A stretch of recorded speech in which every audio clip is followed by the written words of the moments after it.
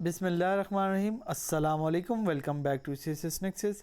आज हम डिस्कस करने जा रहे हैं ऑब्जेक्टिव जनरल साइंस का जो मॉक 2 हुआ है नोवा का। उसके बाद हम इसके सब्जेक्टिव पोर्शन की तरफ जाएंगे आहिस्ता आहिस्ता करके। तो पहला क्वेश्चन है हमारे पास and that is which triplet in DNA code for valine. कौन सा ट्रिपलेट जो है डीएनए में वैलिन को कोड करता है? तो इनमें से कोई भी नहीं है। GUA is right answer. तो यहाँ पे गिवन ऑप्शन में से none of these is right answer. ठीक है, नेक्स्ट है हमारे पास question number 2 that says which of the following is not a part of Darwinism. Option C inheritance for acquired characteristics is right answer. Founder of modern astronomy was, founder of modern astronomy कौन थे? The founder of modern astronomy was Nicolaus Copernicus. Option C is right answer. Hygrometer is used for measuring the humidity of air. Hygrometer is used for measuring the humidity of air. Which is most elastic from the following? Steel is most elastic from the following. The most splendid and the most magnificent constellation on the sky is Orion. Which of the following lawyer देखें आप, यहाँ पे इनकी typing की mistake है, layer. Which of the following layer make radio transmission possible? Makes होगा और यहाँ पे लेयर होगा। Option B ionosphere is right answer. Television signals are converted into light signal by photodiode. Television signal को light signal में convert किया जाता है फोटोडायोड की हेल्प से। फिर मैथ के कुछ क्वेश्चन हैं तो इनमें कुछ डिस्कस कर लेता हूँ और सॉल्व करूँगा तो वीडियो बहुत ज़्यादा लंबी हो जाएगी, but I would try to solve a bit.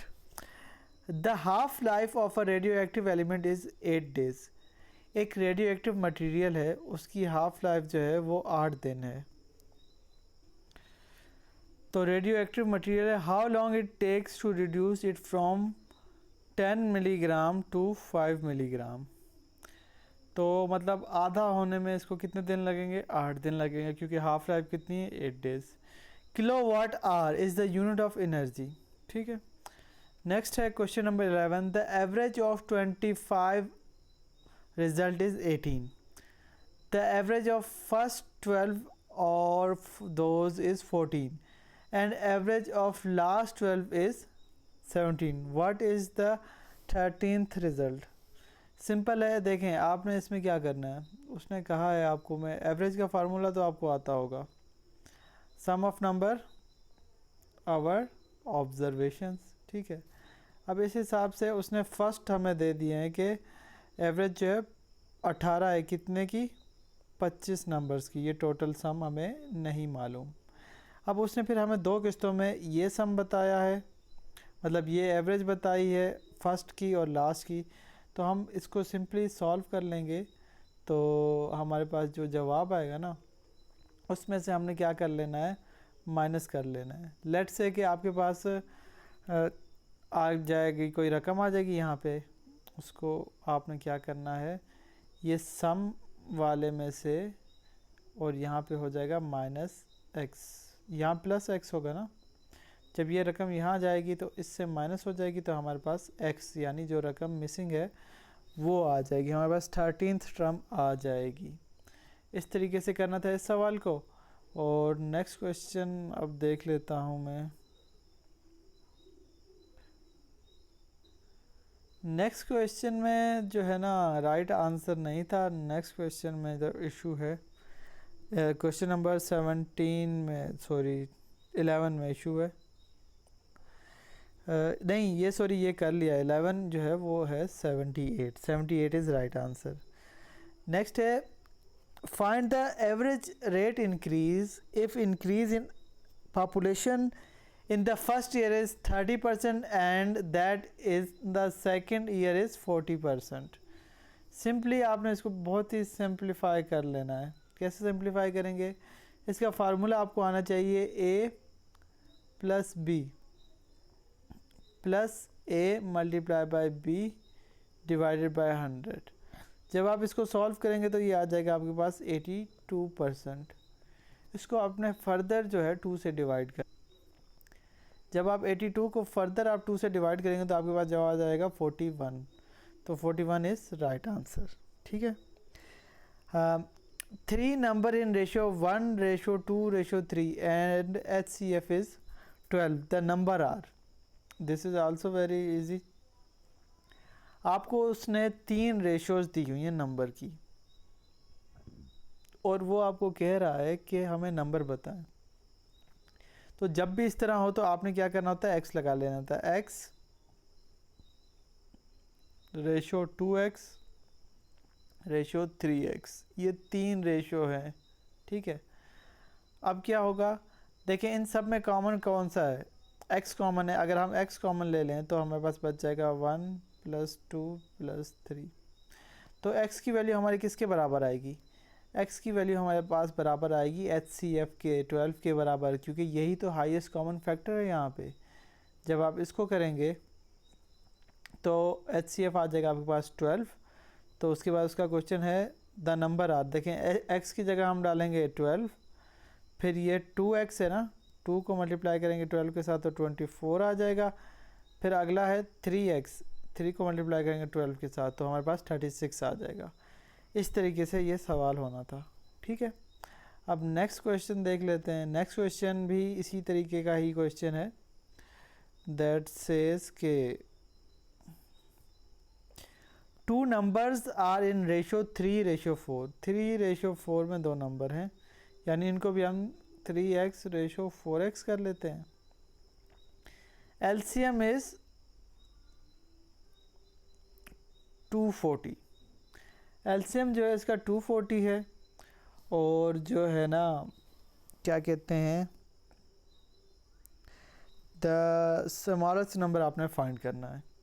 तो आप इसको मल्टीप्लाई करेंगे, 3 4 ज़ा 12 हो जाएगा। 12 इज़ इक्वल टू 12x, इन दोनों को मल्टीप्लाई करेंगे 12x इज़ इक्वल टू 240।